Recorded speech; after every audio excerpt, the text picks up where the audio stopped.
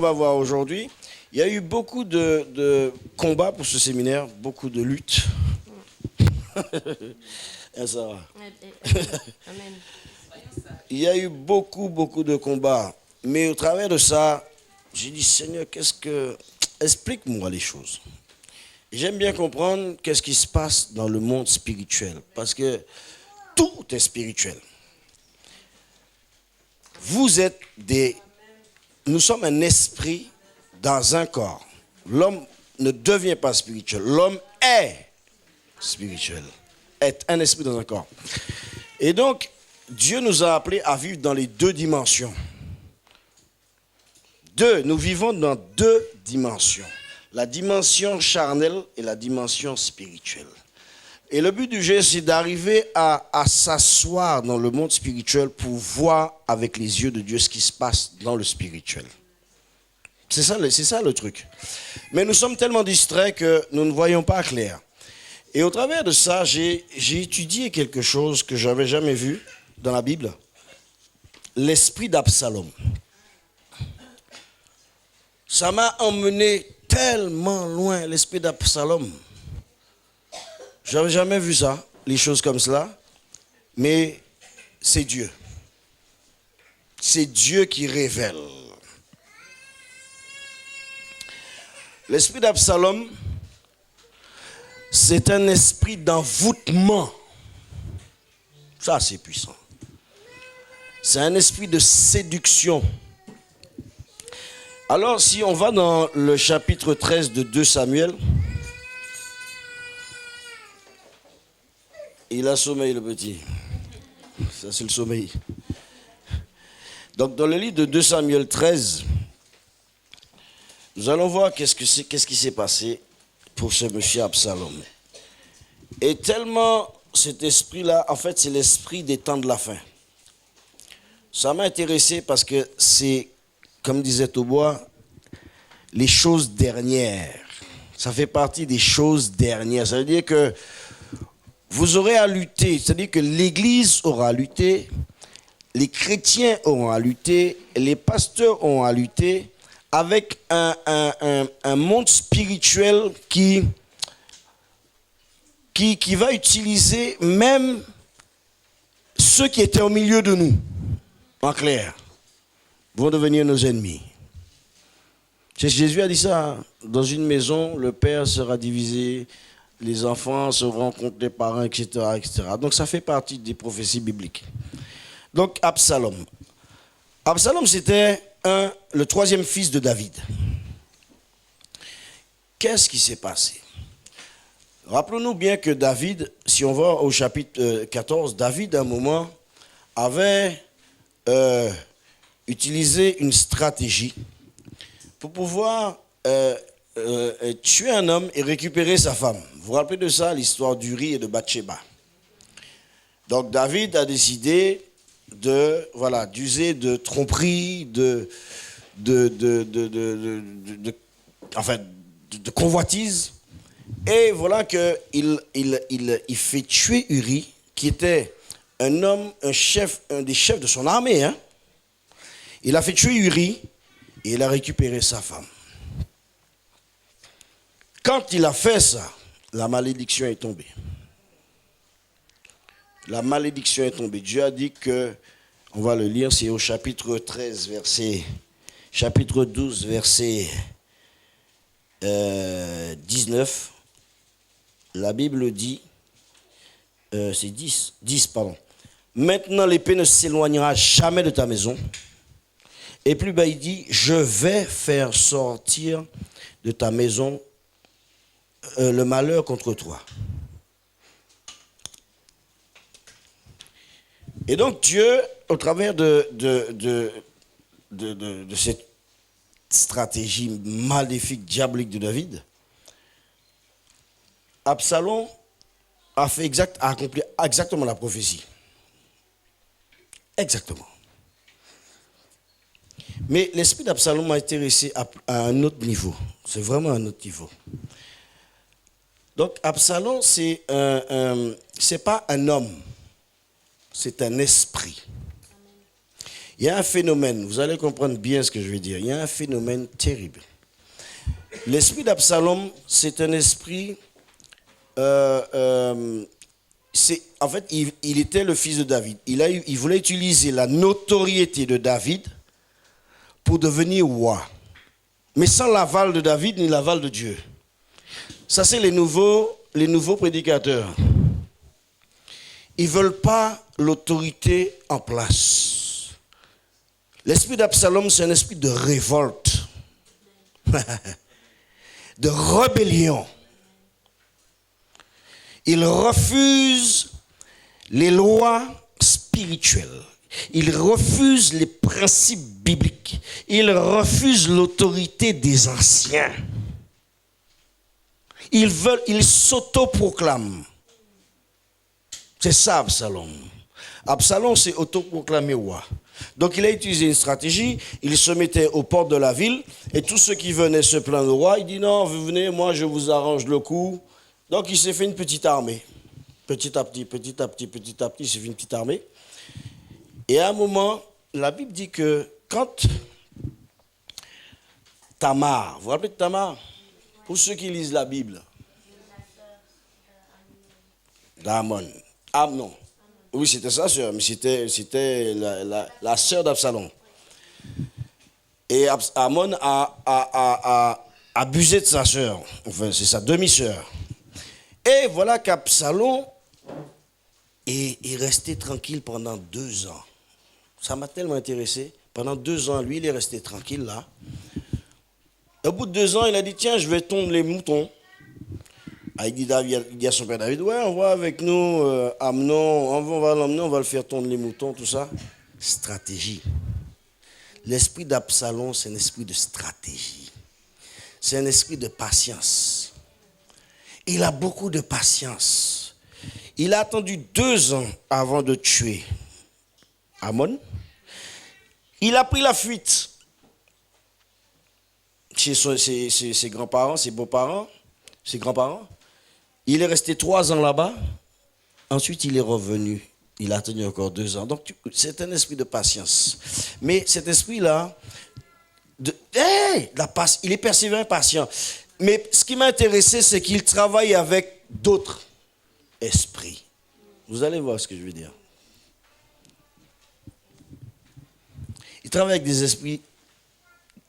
Écoutez, dans la Bible, là, il est parlé d'un certain Achitophel. Vous vous rappelez d'Achitophel? C'est un fidèle conseiller de David. Et la Bible dit que les conseils d'Achitophel c'est comme si c'était Dieu lui-même qui parlait. Et voilà que Achitophel quitte David et se rallie à la cause d'Absalom. Pourquoi? Parce que Achitophel, c'était le grand-père de Bathsheba. Et comme Achitophel, David avait piqué Bathsheba, la petite fille d'Achitophel, à Uri, il y avait une rancœur qui était là depuis des années. Il attendait juste le temps, le moment favorable pour frapper. C'est la batterie. Il attendait juste le moment favorable pour frapper. C'est ça l'esprit d'Absalom. Il rassemble le groupe. Il y a toute une communauté qui vit autour. Mais il s'entoure d'esprits qui collaborent à sa cause. Je vous avais dit que j'allais chercher. Il a mis en place une stratégie. Et il a séduit Achitophel parce qu'Achitophel avait une dent contre David. C'est un esprit de meurtre. Vous m'entendez? C'est un esprit très dangereux. Très dangereux. Absalom, il a le caractère même de Lucifer. Il a le caractère de l'antichrist. C'est l'antichrist. On appelle ça les apostats. Je ne sais pas si vous me suivez. Je ne sais pas, vous aimez la Bible, l'enseignement de la Bible? Parce que moi, je vais loin dans les choses. Je ne sais pas, j'aime pas la surface. J'aime bien descendre en profondeur. Parce que Vous allez rencontrer ce genre de personnes. Les apostats, c'est quoi? On va le lire. Allons dans le livre de Jude 8. Jude 8, il n'y a pas de chapitre. Jude 8. Jude 8. Malgré cela, ces hommes aussi, entraînés par leur rêverie, souillent pareillement leur chair, méprisent l'autorité et injurient les gloires. Vous entendez? Jude parlait des apostats. Ils méprisent, qu'est-ce qu'il a dit? Méprisent l'autorité. Ça veut dire que les autorités en place, lui, Absalom, c'était son père. Et l'autorité en place, il ne respecte pas. On veut s'établir nous-mêmes, on s'autoproclame. C'est un esprit de rébellion, un esprit d'anarchie. Ça, c'est l'esprit d'Absalom. Cette nouvelle génération-là, elle croit qu'on anéantit les règles. Il y a des principes et des lois spirituelles dans la Bible qu'on ne peut pas déroger. Dieu a des principes, il a établi des hommes. Écoutez, non, c'est trop fort. Non, non, il faut arrêter d'être des chrétiens flottants. Arrêtez ça. Demandez à Dieu de vous donner des racines. Parce qu'il suffit qu'il y en ait un qui arrive avec une nouvelle doctrine, ça y est, on adhère. Non. Un chrétien doit être, la Bible emploie des mots forts. Il doit être enraciné, fondé. C'est des mots forts, ça. On ne peut pas être emporté tout le temps. On ne peut pas pour rien, pour une situation, commencer à chialer, pour une difficulté, perdre la foi, abandonner les choses, j'abandonne tout, je deviens dépressif. Et alors? Ça change quoi à Dieu? Devenez des chrétiens forts. Dites, Seigneur, ça va pas, je ne vais pas bien. Mais ce n'est pas parce que je ne vais pas bien que je vais. C'est Dieu qui fait que vous n'alliez pas bien? Dis, Seigneur, ça ne va pas, mais je vais quand même rester accroché à toi. Je vais quand même te faire confiance. Et c'est là que Dieu voit. Il dit, mais mon fils, il est attaché à moi. C'est là qu'il dit à Satan, il dit à Lucifer, ah, tu as remarqué mon serviteur là? Job là? Tu as remarqué mon serviteur Hervé là? Comme il est fidèle, il est sérieux, le mec, malgré les preuves, les difficultés, le mec, il est là. Satan, il dit, ouais, mais parce que tu le bénis, Dieu dit, je le bénis, il est fidèle, c'est tout. Laissez Dieu rendre témoignage. Vous rendez témoignage de vous devant le diable. Dit Satan, as-tu remarqué mon serviteur Max? As-tu me remarqué? Ah, mais ça...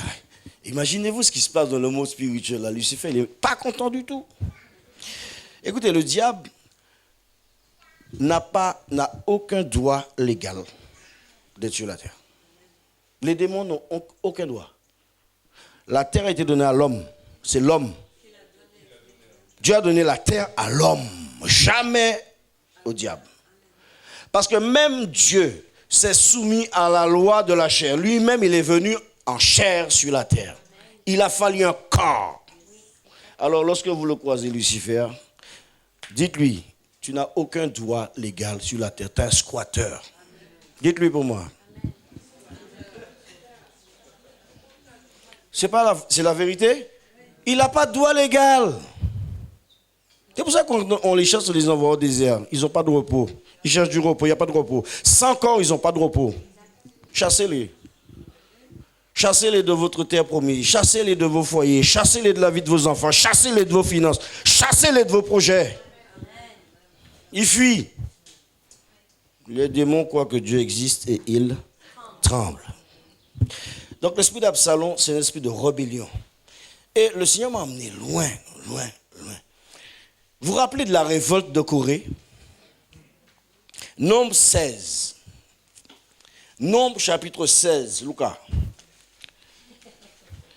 Nombre chapitre 16, c'est trop fort. Parce que, écoutez, Lorsque vous vous rebellez contre une autorité établie par Dieu, vous êtes rebelle contre Dieu lui-même.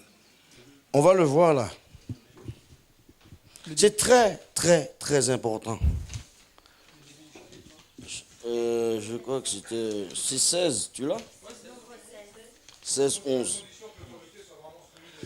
C'est une autre... Non, oui. Je parle des vrais, je ne parle pas de faux. Je parle toujours dans le vrai. Parce qu'il y a des vrais et des faux. Si ton pasteur il te dit, écoute, il a toute autorité sur toi pour te chercher ta femme, pour raconter des conneries, n'est pas biblique, tout ça, dis-lui de ma part. Bien. Parce qu'on n'est pas des... On est des brebis, mais on n'est pas des moutons. Tu comprends? On n'accepte pas tout.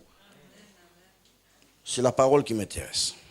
Mais Dieu permet qu'il révèle cela pour qu'aussi nos yeux s'ouvrent et qu'on puisse discerner si c'est un vrai ou un faux. Tu comprends? David a été oint 3 fois. Hein? 3 fois, Dieu l'a 3 fois l'onction est tombée sur lui. Hein? Et même à un moment, Adonijah voulait voler le trône. Adonijah voulait voler le trône. Dieu, c'est le prophète Nathan est venu et c'est David, le roi, avec la validation de Dieu, qui a oint Salomon. C'est Dieu qui oint. C'est Dieu qui valide ton appel. Ce n'est pas un homme qui valide, c'est Dieu qui valide ton appel. Et quand tu es rebelle à l'autorité, tu ne suis pas le processus de Dieu. Tu es un avorton.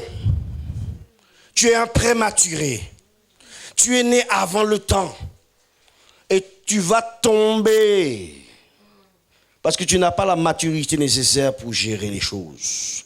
Tu n'as pas subi assez de transformation. Je ne m'appelle pas il disait, c'est Ruben? Non. Tu n'as pas été transvasé. C'était une tribu d'Israël. Il disait, tu n'as pas été transvasé. Ton cœur n'a pas été transformé. Tu n'as pas été changé. Je sais pas. C'est-à-dire que tu n'es pas passé ton vin là, ton vieux levain, ta vieille outre n'a pas été transformée. Donc le vin qui va tomber va rompre. Ton ministère qui est sorti avant le temps, tu n'es pas prêt, tu vas faire des dégâts. Tu vas détruire des gens. Au lieu de donner naissance, tu vas détruire des gens. Parce que tu n'as pas la mentalité. Malheur à la ville dont le prince est un enfant. La nourriture solide, c'est pour les hommes faits, dont l'état est exercé à discerner ce qui est bien, ce qui est mal.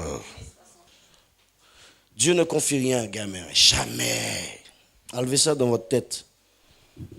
Dieu confie des choses à des hommes responsables. Dieu ne confie rien à des lâches. Dieu ne confie rien à des hommes de façade. Dieu confie des choses à des hommes fidèles, intègres, solides dans la foi. Je n'ai pas dit parfait. Éprouvé. Comme disait Paul à Timothée, sois un homme éprouvé. Ils disent des hommes habitués à la souffrance, prêts à payer le prix, prêts à relever les défis, quel en soit le prix, des irréductibles. Écoutez, c'est la guerre. Hein, vous ne saviez pas que l'évangile, c'est la guerre. La Bible nous dit que vous n'avez pas lutté contre la chair et le sang, mais contre qui ça? Vous connaissez les versets, mais c'est une réalité. Alors mettez-vous au combat. Tu l'as, Lucas? Yes. Nombre 16. Verset 1. Comment ce verset? Hein? Okay. Coré, fils de Jitséar, fils de Kéhat, fils de Lévi, se révolta avec Dathan et Abiram, fils d'Eliab, et On, fils de Pélet. Qu'est-ce qu'il a fait? Il se révolta. Contre qui? Contre Moïse. Moïse, hein? Moïse, hein? Moïse, c'était pas n'importe qui, hein? Attention! Moïse est resté sur la montagne avec Dieu pendant 40 jours, 2 fois. C'est un homme qui a vu Dieu, attention, c'est un mec quand il descendait dans la vallée, quand il sortait de son visage, c'était la gloire de Dieu, on ne pouvait pas le regarder. Ces hommes ont décidé de défier l'autorité. C'est ça les apostats. C'est ces esprits-là que nous allons rencontrer dans les temps qui arrivent là. Ils vont rentrer dans l'église. Et ils vont commencer à essayer de changer. Même l'antichrist, la Bible dit qu'il voudra changer quoi? Les temps. Vous voyez, c'est le même esprit? Absalom, l'esprit de l'antichrist. Continue. Tous 3 fils de Ruben, ils se soulevèrent contre Moïse avec 250 hommes des enfants d'Israël, des principaux de l'assemblée, de ceux que l'on convoquait à l'assemblée et qui étaient des gens de renom. Ils s'assemblèrent contre Moïse et Aaron et leur dirent: c'en est assez, car toute l'assemblée, tous sont saints, et l'Éternel est au milieu d'eux. Pourquoi vous élevez-vous au-dessus de l'assemblée de l'Éternel? Attends.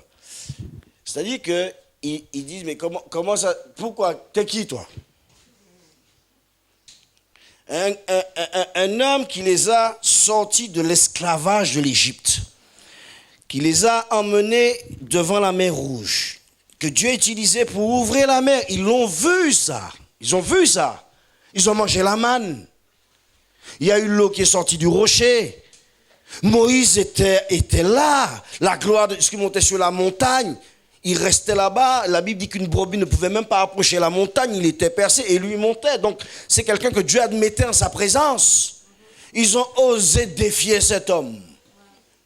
Écoutez, vous allez voir. On va lire ce qui s'est passé. Continue. Quand Moïse eut entendu cela, il tomba sur son visage. C'est normal. Il parla à Corée et à toute sa troupe en disant: demain, l'Éternel fera connaître qui est à lui et qui est saint, et il le fera approcher de lui. Il fera approcher de lui celui qu'il choisira. Faites ceci, prenez des brasiers, Corée et toute sa troupe. Demain, mettez-y du feu et posez-y du parfum devant l'Éternel. Celui que l'Éternel choisira, c'est celui-là qui sera saint. C'en est assez, enfants de Lévi. Moïse dit à Corée: écoutez donc, enfants de Lévi.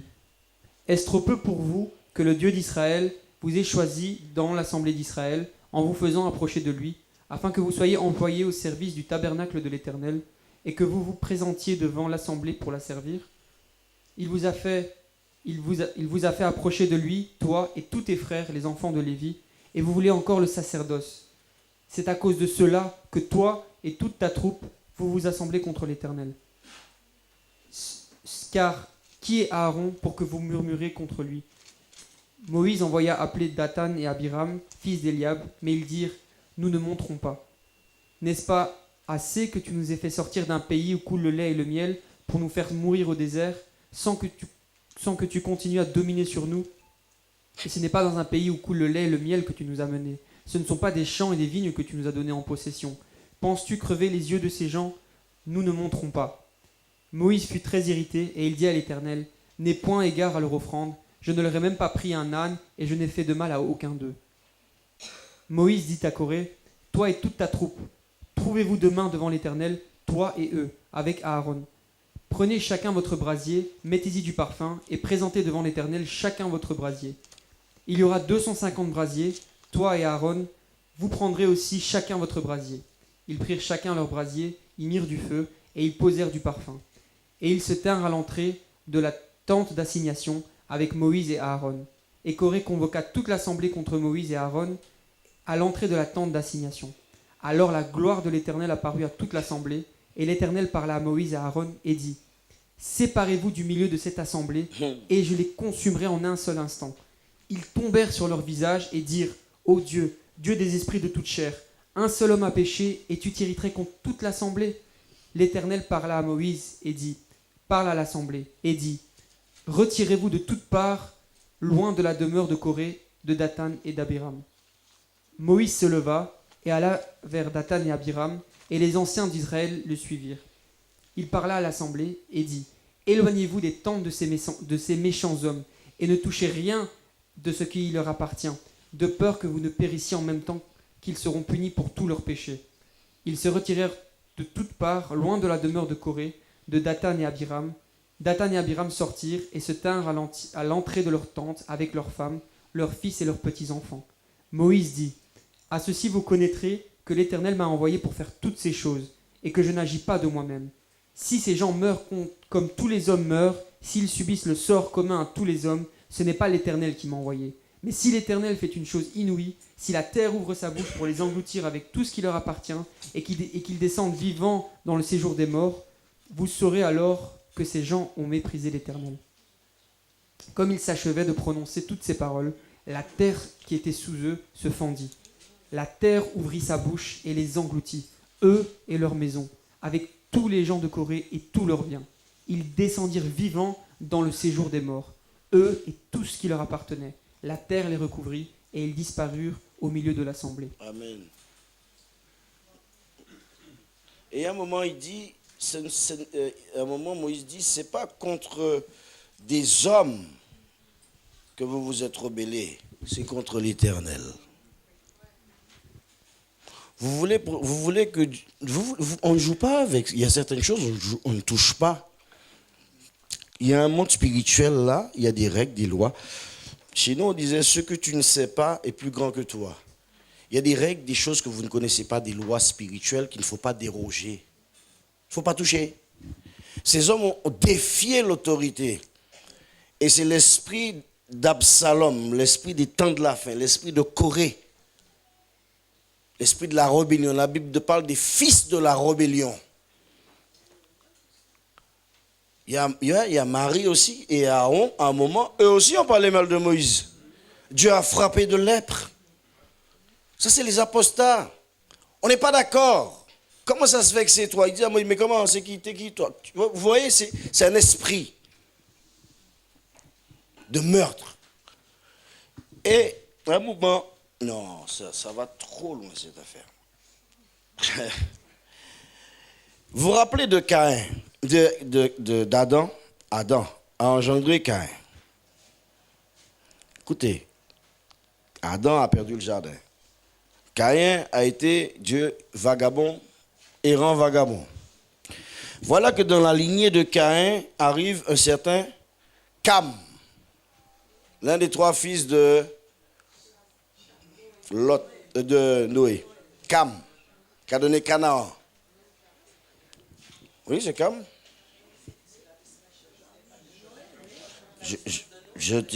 On suit la lignée. Vérifiez, fouillez. Sondez les Écritures. Cam. Après, il y a eu, non. Après, il y a,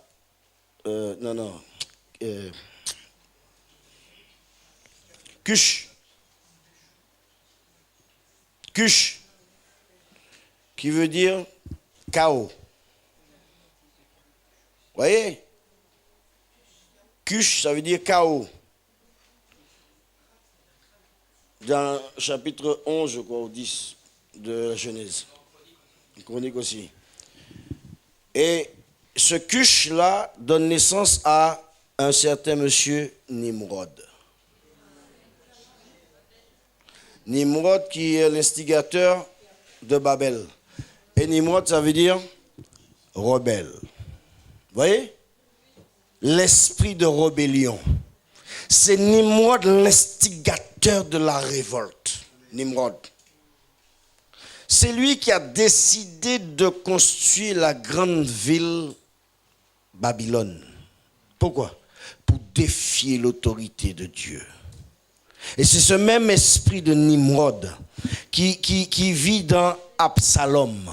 C'est ce même esprit de Nimrod. C'est l'esprit des temps de la fin. La grande ville, la ville des hommes, celle qu'ils sont en train de construire. Babylone la grande. C'est un système, c'est un esprit, c'est une révolte contre Dieu. Toujours contre Dieu. Ils veulent construire une ville sans loi ni foi. Nous faisons ce que nous voulons. Nous prenons les mariages hommes et hommes, femmes et femmes, c'est les règles de notre ville, Babylone. Mais la Bible dit, sortez du milieu de mon peuple. C'est la confusion totale. C'est le chaos total. On ne comprend plus rien. Nous prenons les valeurs du royaume. Nous, c'est la grande ville, Jérusalem. Mais la Bible dit Babylone est tombée. Ça veut dire que tout ce système qui est en place va tomber. Tous les apostats, Dieu va frapper. Écoutez, on va aller dans le livre de Tite. Tite. Ça existe, hein, Tite, dans la Bible. Tite 1,10. Par contre, il y a un là. 1,10. C'est les apostats qui vont être le plus grand danger pour l'Église, c'est les apostats. La Bible dit qu'ils étaient au milieu de nous. Ils étaient des nôtres. Ils étaient au milieu de nous, mais ils n'étaient pas des nôtres. Et on va les débusquer, on va les démasquer, on va les révéler.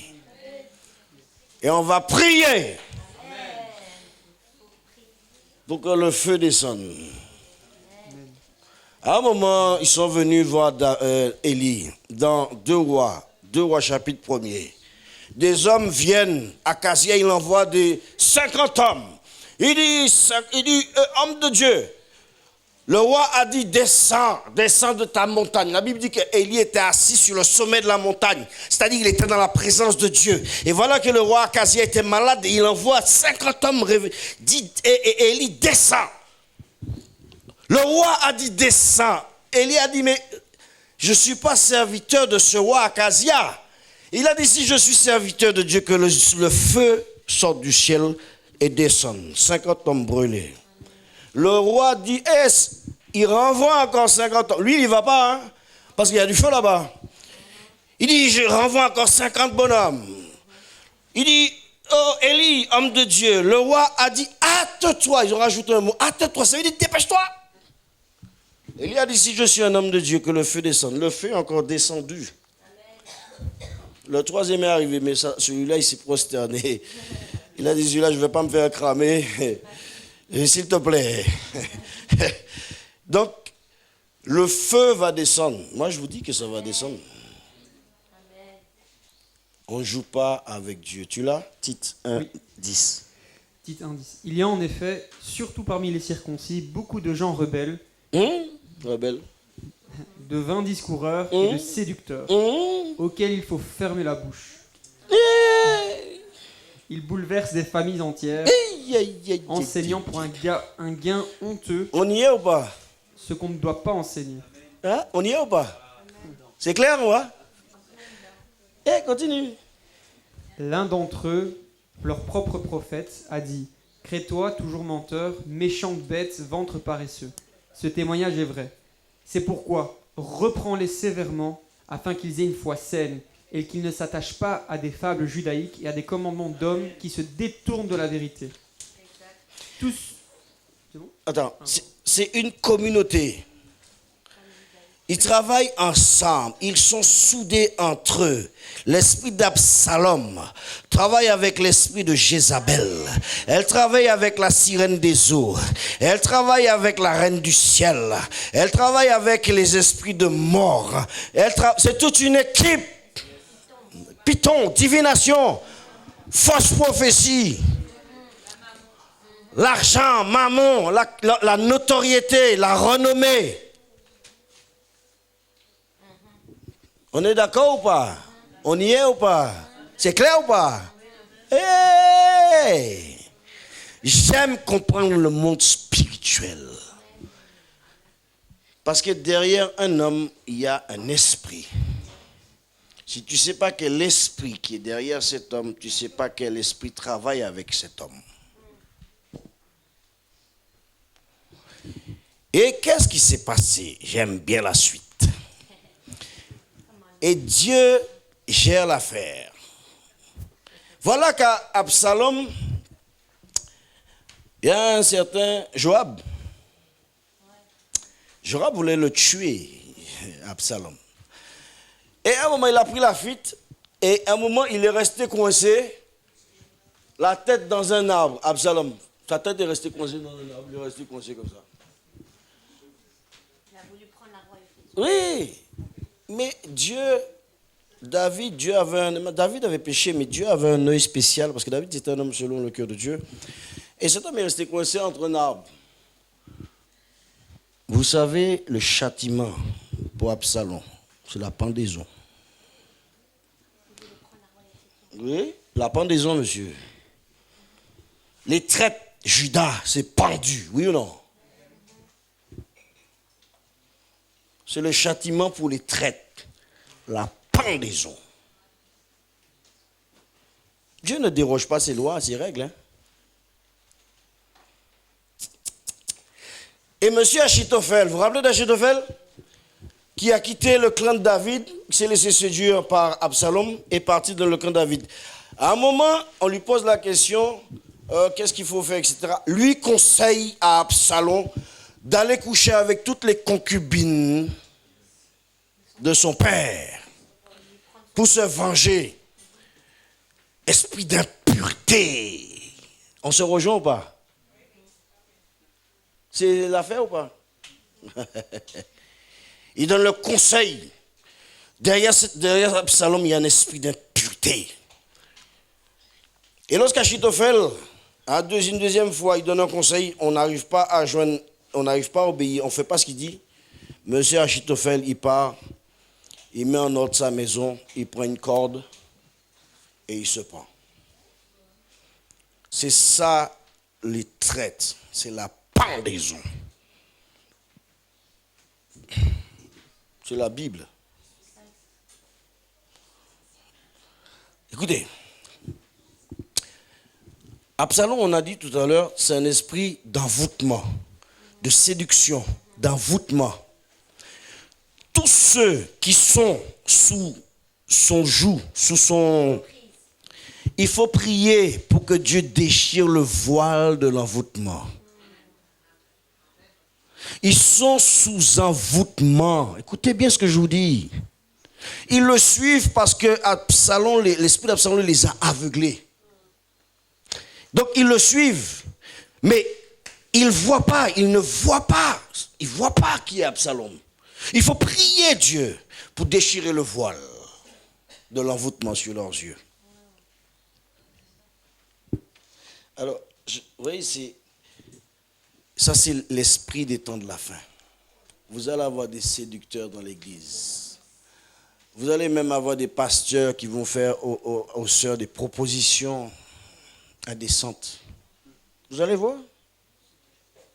Ça c'est l'apostasie. Sans foi ni loi. On va changer les règles.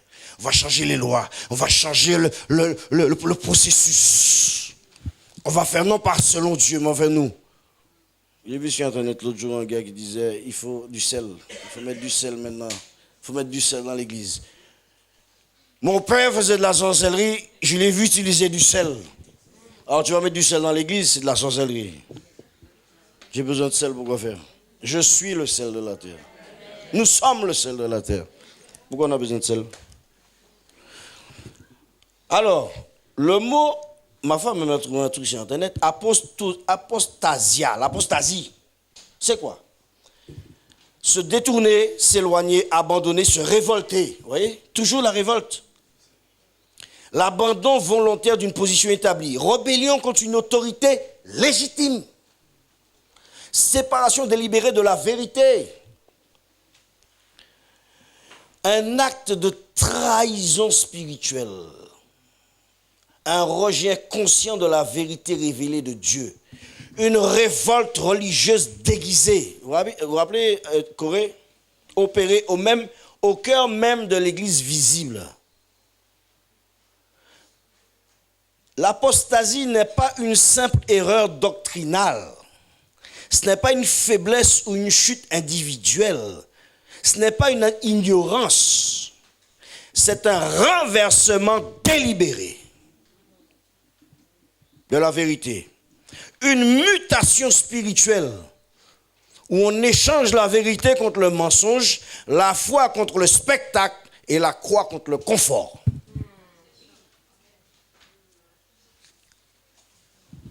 L'esprit d'Absalom. Vous voyez jusqu'où ça nous a emmené? Et c'est l'esprit qui agit dans le monde. C'est l'esprit de l'Antichrist. Et il est à la porte.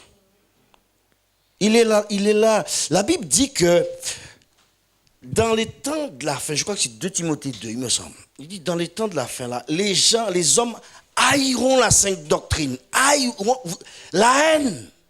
On ne voudra pas entendre Dieu parler, c'est fini ça.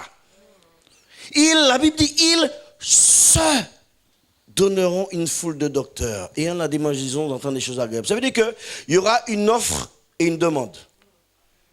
Comme ils ont la haine de la vérité, Dieu, la Bible dit, Dieu leur enverra une puissance d'égarement afin qu'ils croient au mensonge. Pour qu'ils croient au mensonge. Et ces gens-là, en fait, ils vont tomber dans...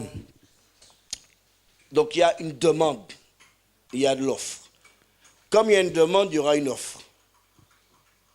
Il y aura une demande de mensonge, donc il y aura des prophètes de mensonges qui vont se lever. Voilà ce qui va se passer. Et les apostats vont entrer dans l'église. Les Tites en parlent. Le livre de Jude en parle, des apostats. L'apôtre Paul en parle. Tous, ils en parlent. Et Dieu nous a avertis ce soir. Ça s'appelle l'esprit de la rébellion, les fils de la rébellion. Et c'est écrit dans le livre de... Il dit que les psaumes 68, que les rebelles seuls habitent les lieux arides. Dans Éphésiens 2.2, tu l'as, Éphésiens 2.2? Éphésiens 2, verset 2. Chapitre 2, verset 2. Ouais. Éphésiens 2. Oui. Vous étiez morts par vos offenses et par vos péchés, dans lesquels vous marchiez autrefois, selon le train de ce monde, selon le prince de la puissance de l'air, de l'esprit qui agit maintenant dans les fils de la rébellion. Ah. On va s'arrêter là. On va vraiment s'arrêter là parce que il y a encore des choses à dire. Hein. Mais je crois que ce séminaire-là c'est pour ouvrir nos yeux parce que nous sommes entrés dans ce qu'on appelle les temps de la fin. Soyez pas étonnés d'être persécutés. Soyez pas étonnés. C'est normal. C'est normal. Si vous n'êtes pas persécutés, moi je vais vous dire, je serai étonné. Mais moi je ne suis pas étonné. Parce que vous êtes dans le monde, mais vous ne faites pas partie du monde. C'est pour ça que le monde ne peut pas vous aimer. Ne peut pas apprécier. Vous êtes une lumière. Tu arrives dans ton travail. Ils font des magouilles. Tu es une lumière. Tu déranges. C'est normal. Mais dérange-la encore. Dis Seigneur que ma lumière brille encore plus. Dis que Seigneur que je puisse briller encore plus. Je puisse les déranger encore plus. Utilise-moi pour les déranger. Je ne veux pas les arranger. Parce que tu es lumière. Et la lumière dissipe les ténèbres. Que Dieu vous bénisse. On va prier. Que Dieu soit béni. Et en fait, il y a un moment, la Bible dit, ne soyez pas rebelles. Soyez pas des... Et il y a un verset qui, juste pour terminer, il y a un verset qui nous dit, dans Ésaïe 1, verset 19. Ésaïe 1, verset... Écoutez ça. Le contraire de la rébellion, c'est quoi? L'obéissance. Il y a une bénédiction. Écoutez. Ésaïe 1, verset 19. Si vous avez de la bonne volonté et si vous êtes docile, vous mangerez les meilleures productions du pays. Mais si vous résistez, si vous êtes rebelle, vous serez dévorés par le glaive, car la bouche de l'Éternel a parlé. C'est pas moi qui ai parlé. La bouche de l'Éternel a parlé. Amen. Il n'y a pas d'amen, hein? C'est bizarre. Hein? Amen. Il n'y a pas d'amen. C'est la Bible, j'ai rien inventé, c'est la Bible, hein, c'est pas moi. Merci Seigneur. Merci Max pour cette parole. Cette parole est une parole de vérité parce que nous la vivons, on l'a tous vécue, mais nous avons été tous aussi d'un côté comme de l'autre parce que nous sommes tous rebelles. Nous avons tous été rebelles à l'Éternel. C'est pour ça aussi qu'on est là. Et on va commencer par demander pardon au Seigneur d'avoir été rebelles parce que nous sommes nés dans un monde rebelle. Nous avons eu le Père comme Père, Adam. Et c'est la première chose à faire, c'est à demander pardon. Seigneur, je te rends gloire et grâce. Seigneur, je te demande pardon, Seigneur, pour toutes les fois où même nous sommes révoltés à toi. Parce que tu es un bon papa, tu es rempli d'amour, on nous le dit trop, tu nous aimes. Mais il est écrit que ton bâton et ta houlette nous dirigent, nous gardent. Un bâton, ça caresse pas un bâton. Une houlette, ça pique. Et souvent, on a peur des piqûres. Oh, mais tu m'agresses, tu me piques. C'est pas de Dieu. Si, c'est de Dieu. Dieu pique. Il peut nous reprendre. Et ça fait 2 ans qu'on vient dans ce séminaire avec ma femme. Ça fait 2 ans qu'on est ici. Et depuis 2 ans, nos yeux se sont ouverts grâce aux paroles de connaissance. Justement, ça fait 20 ans qu'on est chrétien, qu'on est dans l'église, on a servi des églises, on a essayé d'être fidèles, et puis on est parti, et puis on ne nous acceptait pas, et puis on se battait avec nos colères à nous à l'intérieur. On lisait la Bible, il faut suivre l'esprit, mais on ne voyait pas les esprits, on ne voyait pas spirituellement. Donc, moi-même, j'étais bourré de blessures. Et ma femme était bourrée de blessures. Et mes blessures et ses blessures, on se mangeait l'un l'autre. On était plein de colère, plein de disputes. Notre couple était soudé parce que c'est Dieu qui a choisi de nous mettre ensemble. Quelquefois aussi, on dit oui, mais nous, on peut choisir notre conjoint, c'est nous qui choisissons. Moi, je n'ai pas choisi mon conjoint, c'est Dieu qui a choisi mon conjoint. C'est lui qui m'a amené à Sarah. C'est à travers Sarah que j'ai été sauvé. C'est ma maman spirituelle, quelque part. Je lui dois beaucoup. Ton évangéliste, plutôt. Mon évangéliste. Je suis Parce que restée je 3 viens de mois. loin. Parce que j'étais très, très, très, très rebelle. J'étais devenu très, très rebelle. Parce que depuis ma naissance, depuis la naissance de Sarah, ben le diable, il nous a piqués, il nous a blessés. Et il veut nous piquer, nous blesser depuis la naissance. Pourquoi ? Parce qu'il voit un appel sur vous. Et qu'est-ce qu'il fait les démons ? Qu'est-ce qu'ils font les démons ? Pourquoi ils nous blessent ? Parce que dans les blessures, ils mettent un espace. Et puis ils nous piquent jusqu'au moment où nous, on se rebelle. Et quand il se rebelle, le démon, l'esprit, qu'est-ce qu'il fait ? Il vient et prend les blessures comme maison. Et il habite en nous, dans nos blessures. Et puis on a des pensées qui disent « Ah ça maintenant, ça plus jamais je ferai ça, plus jamais je dirai ça, plus jamais j'obéirai à mon papa, plus jamais j'ai écouté. » Et à chaque fois on fait un pacte avec Satan. À chaque fois ces mots, les plus jamais, ah moi ça plus jamais, et ça plus jamais, et ça. On se met des murs et des murs et des murs, et on fait des pactes et des pactes et des pactes. Et les esprits, ils sont en nous et ils nous dirigent nos pas, et on ne le sait pas. Et ils nous dirigent, ils nous séduisent, ils nous conduisent.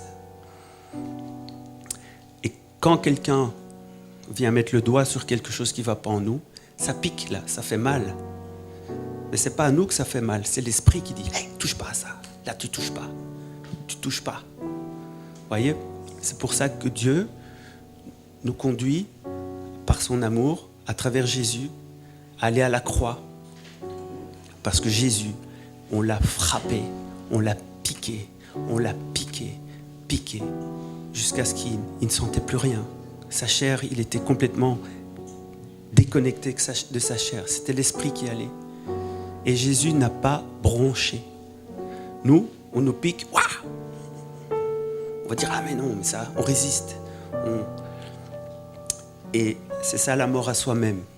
Grâce à mon couple, grâce au couple que Dieu a fait avec Sarah et moi, Sarah a mis le doigt sur tous mes idoles. Elle m'a piqué. Et moi, je croyais qu'on se disputait. C'est pas vrai, machin, tata. En fait, au plus l'esprit en elle venait me piquer, venait me tuer, à un certain moment, j'ai dit, mais Seigneur, en fait, pourquoi je suis comme ça? Mais c'est pas grave, moi, je t'aime, moi. Si tu m'aimes. Bon, c'est vrai, c'est un idole, ce truc-là. Je te remets cette idole. Pardon, cette idole. Et après, le démon pouvait venir, me piquer, ça me faisait plus mal. C'est fini, ça me faisait plus mal. Et au fur et à mesure des guérisons, au fur et à mesure des épreuves, au fur et à mesure des disputes même, on voyait maintenant spirituellement ce qui se passait. Mais ce n'est pas la personne, c'est l'esprit dans la personne. Et maintenant, le combat spirituel, c'est d'aller dans la prière et combattre spirituellement l'esprit qui me combat. L'esprit qui combat mon conjoint, mon mari ou mon épouse. Et là, on va combattre. Et le sang de Jésus, et Dieu nous a donné l'autorité pour pouvoir avoir l'autorité dans le nom du Christ pour dire à ce démon, pars. Le sang de Jésus te consume. Et au fur et à mesure que les choses avancent, on voit la personne guérir, aller en délivrance, être libérée. C'est tout un combat spirituel. Mais n'ayez pas peur de la vérité, parce que la vérité blesse. La vérité d'un ami peut blesser. Mais c'est un miroir. C'est un miroir. Le conjoint est votre miroir. Et c'est pour ça que Jésus dit, aimez vos ennemis. Bénissez ceux qui vous maudissent. Parce qu'en fait, c'est votre miroir. Il vous éclaire.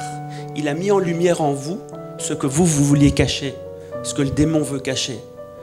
Mais laissez-vous voir. Parce que ce miroir, cette chose que Dieu vous donne, c'est une bénédiction pour dire, regarde ça encore, c'est ce qui te sépare de moi. C'est ce qui prend la place en toi et qui, moi, je ne peux pas prendre place plus en toi. Voilà pourquoi tout le message de Jésus est contraire aux vérités du monde. Aimez vos ennemis. Ah, c'est pas possible. Enfin, il m'a fait trop de mal. Bénis-le. Pardonne. Chaque jour, comme on disait ce matin, est un jour nouveau. Chaque jour est un jour pour remercier Dieu et pardonner. Pardonner. Oui, je pardonne, mais je n'oublie pas. Dieu, quand il vous pardonne, il oublie. Il a dit, mais de quoi tu me parles? Mais c'est fini, j'ai oublié. C'est une grâce que j'ai reçue de Dieu pour une mission importante avec mon épouse. Mais quand je suis né de nouveau, il m'a rempli de son amour, mais d'une telle force que j'ai été délivré du jour au lendemain de beaucoup d'addictions. Très pas bien. Et c'est une grande grâce. C'est une grande grâce que j'ai reçue. Et il m'a rempli de son amour. Parce qu'il savait, moi j'étais content, oui, on va se marier, je veux mon épouse. Je savais que Dieu nous avait unis. On a eu tout le monde, les familles, tout le monde a eu peur pour nous parce que ma vie était métamorphosée du mal au bien. Ça a fait peur. Je me suis retrouvé, on m'a emmené chez le psychiatre, j'étais né de nouveau, quoi. Mais quand vous êtes né de nouveau et que vous avez fait cette rencontre, vous voulez dire la vérité aux gens. Il y a un seul désir, c'est d'aller évangéliser les autres. Il dit, venez voir, je l'ai vu, je vois maintenant, venez à Dieu, va à Dieu. Et moi je disais ça à tout le monde, c'est normal. C'est pour ça qu'il dit, allez dire, allez évangéliser, allez rechercher les âmes. C'est le premier désir que vous voulez avoir, c'est les âmes. Vous les aimez, les âmes. Vous voulez les amener dans l'arche. Venez, on va ensemble. Donc si une personne vous dit, moi je n'ai jamais évangélisé personne, c'est pas normal. C'est que t'as pas encore connu cette nouvelle naissance. Si tu n'as pas de témoignage, c'est pas normal. Si tu n'as pas un avant-après, va, crie à Dieu. C'est qu'il y a quelque chose en toi qui résiste. Tu peux connaître avec ta tête, avec la théologie, avec l'école, avec ta culture, mais c'est une rencontre, c'est une vraie rencontre. Et nous avons tous été rebelles parce que nous sommes tous rebelles. Mais Dieu donne toujours l'occasion, toujours de se repentir et de se dire, mais à l'intérieur de moi, je peux encore aller plus loin. Plus loin. Parce que moi, j'étais aussi mauvais. Moi, j'étais pour les filles. Il y a des filles qui sont pour les filles, il y a des garçons qui sont pour les garçons. Donc, comme dit la loi juive, les filles avec les filles, les garçons avec les garçons. Non, non, non. Il n'y a plus de ni juif, ni grec maintenant. Il y a Jésus-Christ. Donc, en chacun de nous, on sait ce qu'on cache, on sait ce qu'on a. Et la première chose à faire, c'est demander la grâce de Dieu. Parce que ce n'est pas notre propre force qu'on va pouvoir l'enlever, mais c'est de lui demander qu'il le fasse lui-même. Ça, c'est le plus beau cadeau qu'on puisse le faire, parce que nous ne sommes pas capables d'être notre propre Dieu. Mais sa grâce, Seigneur, ça, je ne peux pas m'en débarrasser. Ça fait longtemps que je traîne ça. C'est trop pour moi. Maintenant, je sais que c'est mauvais. Je veux, coupe-moi ça. Enlève-moi ça. Et là, le Seigneur va dire, enfin, tu me demandes à moi de le faire. Parce que tu te bats. C'est pas à toi de battre. Mais toi, abandonne-toi. Moi, je vais t'opérer. Et je vais, avec ma grâce, ma douceur, je vais enlever le goût. Je buvais de l'alcool. Je n'étais pas vraiment alcoolique, mais je voulais combler ma blessure par l'alcool. Du jour au lendemain, son amour m'a débarrassé de l'envie de l'alcool. Je n'avais plus le goût de l'alcool. J'étais redevenu comme un enfant. Et il m'a dit, Hervé, l'alcool pour toi c'est fini. C'est pas que c'est mauvais. Tu peux boire une coupe de champagne, un mariage, préparer, partager. Mais pour moi, pour ma mission, il m'a dit, toi stop. Parce que tu dois rester bien focus. Donc à des gens, il va dire, oui, tu peux encore boire pour partager. Ne te saoule pas trop. Il ne faut pas que ça devienne un idole. Mais à d'autres, il va couper complètement. Ça dépend de notre appel. Et il y a plein de choses comme ça. Le chocolat, je vais prendre un exemple pour le chocolat. Dieu bénisse le chocolat. Mais à un certain moment, j'étais tellement en manque d'affection, que j'ai mangé des boîtes de chocolat par jour. Et je ne voulais pas faire un jeûne. Ouais, je vais faire un jeûne dur, jeûne de chocolat. Non, moi je suis pas un dur. Mais à un certain moment, je savais, j'avais eu une révélation en moi que si je continuais mon foie, ça n'allait pas le faire, c'était pas bon. Et quand j'étais en train de me recueillir, là on se recueille tous les jours. Dieu nous donne un moment de recueillement toujours obligatoire parce que le système le demande. Pour moi, c'est le meilleur endroit pour être humble devant le Seigneur. Je lui dis, écoute Seigneur, moi je ne veux pas faire un jeûne pour enlever le chocolat, mais enlève ça de moi. Moi, je peux pas de ma propre force. C'était tout. Une petite prière, ta grâce. Et en quelques jours, une semaine, sans m'en rendre compte, j'en mangeais plus. Enfin, c'était fini, c'était passé. Pour d'autres choses aussi, beaucoup d'addictions ou quoi, sa grâce. Mais c'est toujours par la repentance. Parce que nous sommes tous des rebelles. Oui, tu peux dire quelque chose. T'es sûr t'as fini? Non, j'ai pas fini. Ah vas-y alors. Donc, on va demander pardon pour tous les esprits de rébellion qu'on a encore au fond de nous. Et maintenant, je vais passer la parole à Sarah. Alléluia, amen. En fait, j'aimerais bien qu'on suive la ligne conductrice du Saint-Esprit.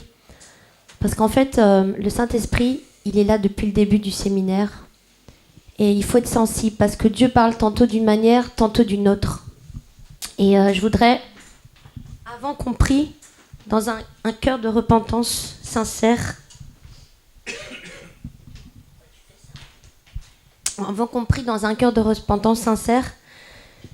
c'est bien de blâmer l'autre, de dire « Ah, tel est Absalom, tel est Jézabel ».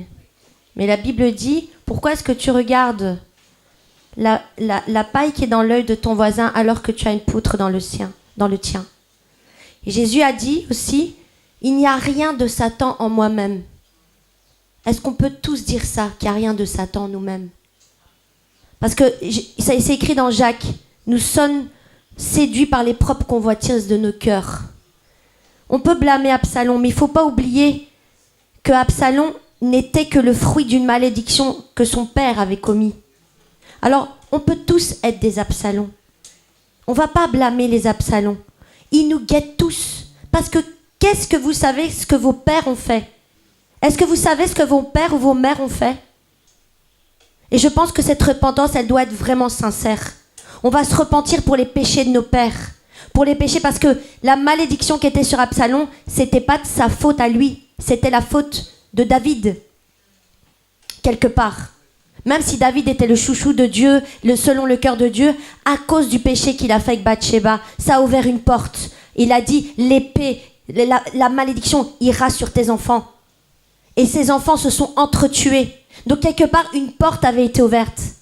Restons focus sur ce que le Saint-Esprit essaie de nous dire dans ce séminaire. Parce que nous sommes dans une barque, nous sommes comme ces Hébreux qui sommes en train d'être libérés de l'Égypte.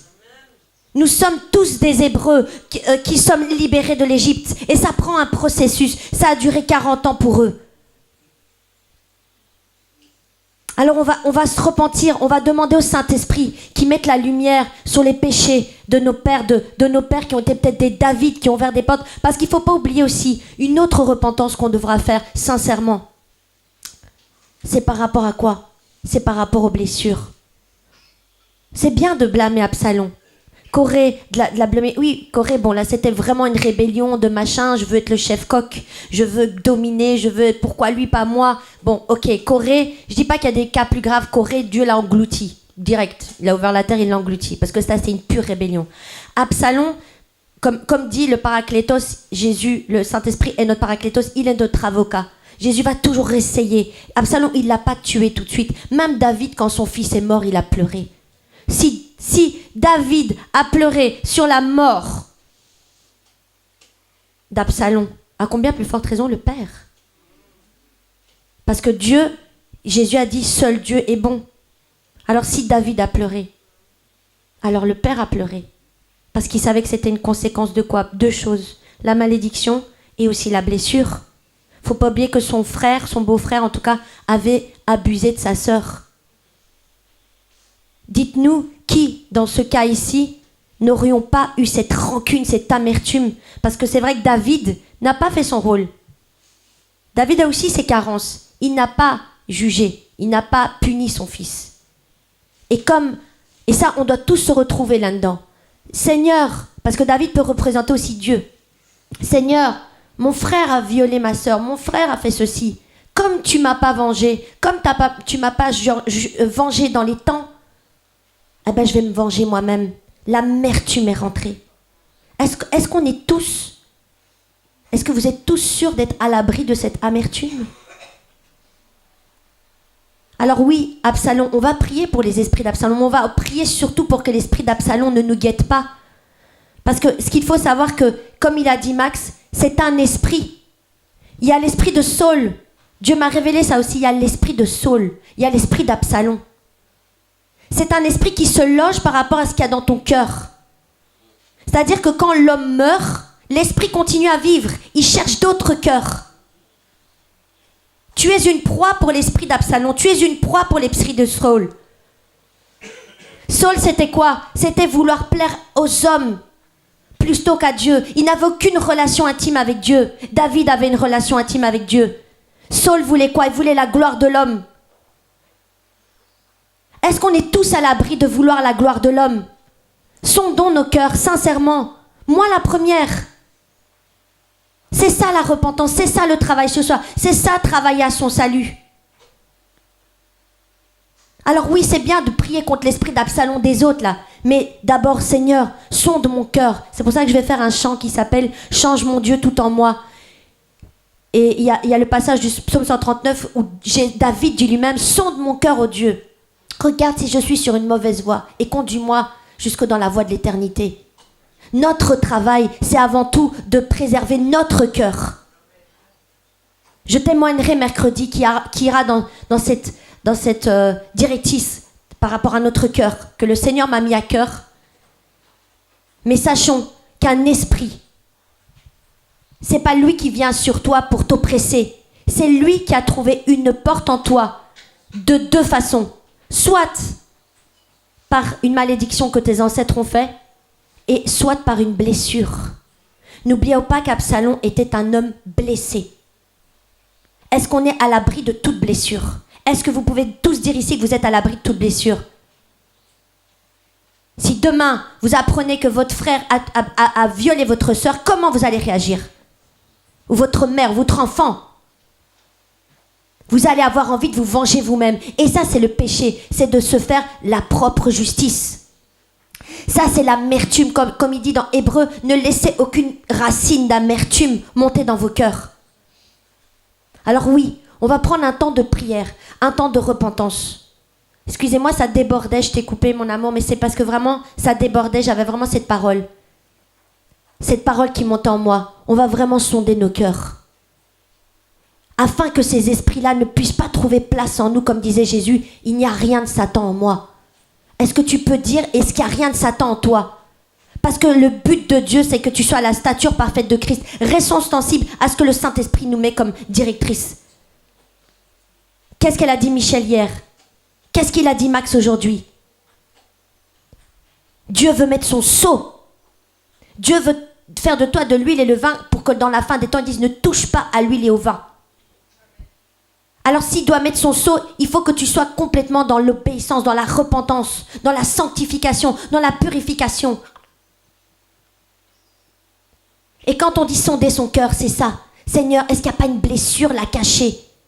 Où je suis comme où j'ouvre une porte à Absalom, où j'ouvre une porte à l'esprit de Saul, où j'ouvre peut-être une porte à l'esprit de Jézabel. Ne regardons pas la paille dans l'œil du voisin. Regardons la poutre dans le nôtre. Demandons à Dieu. La Bible dit travaillez à votre salut. Alors on va prendre un temps, on va se mettre en prière, sincèrement. On n'est pas là pour voir du show. On n'est pas là pour voir le Saint-Esprit faire tomber des gens. On est là pour que le Saint-Esprit évangélise nos cœurs. Parce que le Saint-Esprit n'a pas fini d'évangéliser votre cœur. Le Saint-Esprit est le plus grand évangéliste. Laissez-le évangéliser votre cœur. Laissons-le évangéliser notre cœur. Parce que les temps sont mauvais, les temps sont courts. Amen. Amen. On va prendre un temps, on va faire un chant qui s'appelle « Change mon Dieu tout en moi ». Est-ce que tu veux encore dire quelque chose? Mais je vais conclure par la fidélité. Je remercie Dieu pour Sarah, à travers qui je suis né de nouveau. C'est elle qui m'a enfanté en Christ. Et comme dit Paul dans l'Écriture, vous pouvez avoir 10 000 enseignants en Christ. Vous pouvez aller partir. C'est moi qui vous ai donné la vie en Christ. C'est à travers moi que Dieu vous a donné la nouvelle naissance. Je vous le demande avec force. Suivez mon exemple. Parce que Paul avait la même chose. Il évangélisait, il amène des enfants, et les enfants étaient happés à gauche, à droite, par la rébellion, par les blessures, parce que quelquefois ils devaient dire la vérité.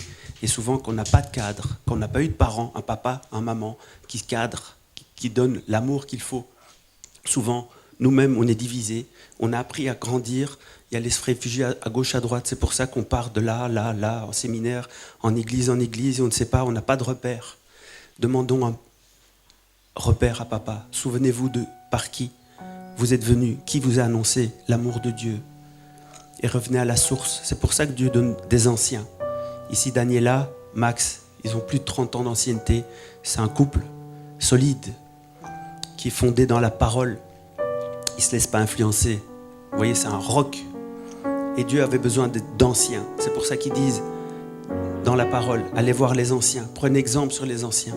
Donc les autorités là-bas, les pères, soyons fidèles. Demandons un cœur fidèle.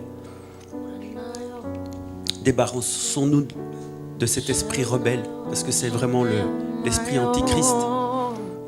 Et demandons à Dieu.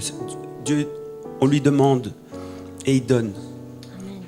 Qu'il nous donne des repères, qu'il nous donne de nous guider dans les bonnes paroles, dans la bonne doctrine, parce qu'il y a beaucoup de Jésus. Jésus l'a dit, il y en a beaucoup qui viendront en mon nom. Il y aura beaucoup de prophètes. mais vous les reconnaîtrez par leurs fruits. Et le fruit, c'est la parole de Dieu. C'est l'écriture. Et Les fruits du ne Saint-Esprit. vous inquiétez pas, les anciens qui sont passés par là, il ne faut pas leur faire. C'est comme les jeunes ados et tout ça, ils croient nous faire... Ils croient qu'on ne sait pas ce qu'ils font derrière. Mais on l'a fait aussi. C'est pour ça qu'on est des parents. C'est pour ça que si vous êtes des couples et que vous êtes en difficulté dans vos couples, battez-vous pour garder votre couple, pour que vos enfants aient un papa et une maman unis dans le mariage. Battez-vous pour ça. Ne fouillez pas.